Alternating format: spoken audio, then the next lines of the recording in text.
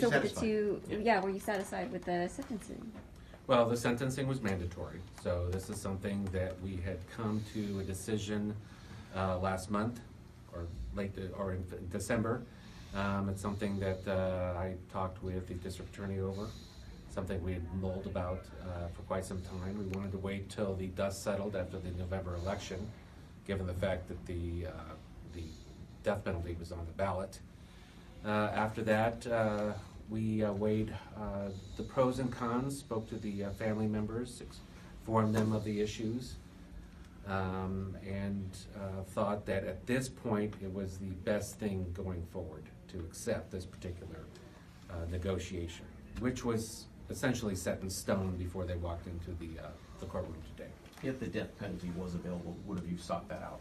Well, no, it was available, and we were seeking it, and honestly, after listening to Misty's parents and cousin and Mr. Singh speak, that would have been a good chance that we would have received it. Now, the judge had mentioned that this is probably one of the saddest days in Stockton's history. With that said, and the sentencing moving forward, do you think the district attorney's office did the right thing?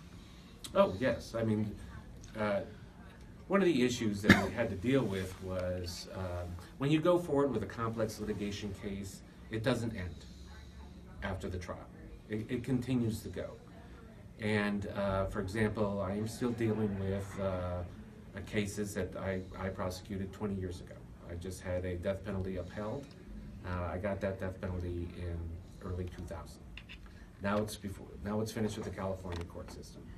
Now it moves on to the federal court system, and will continue to go. I had to speak with family members who had to have this dredged up 20 years after they lost their son and brother, and their pain is just as great as it was the day they testified at the penalty phase, if not harder. That it never goes away. It stays with them for the rest of their lives. And unfortunately, every piece of junk mail, with your victim's, your loved one's name on it, every birthday, every holiday, every random photo, every song, as Mr. Singh had said earlier, comes up, you will float back to that particular person, and you will have all these emotions dredged up, and you will suffer continually. It's up to each individual to take care of it. By resolving it early, I think there are some family members who wanted us to go forward, and there were some family members involved in the larger degree of crime who are happy that it ended. And it's that type of balancing test that we had to take. And the fact that Mr. Ramos will never see the light of day was sufficient for us at this point, especially at this point in California legal history. From a legal standpoint, or the legal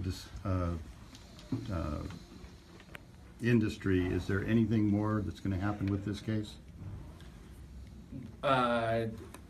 No, there shouldn't be. I mean, for example, there might be minor things. For example, and this will never hit TV.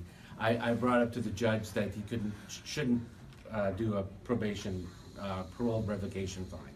We're getting some cases kicked back to us saying he's never going to get parole, so why he can't, be forced to pay a fine of a parole revocation that will never happen. Little things like that. So it's pretty clean. What we have going forward is pretty clean. So this really should end it. Anything else? Thank you. No, All that's right. it.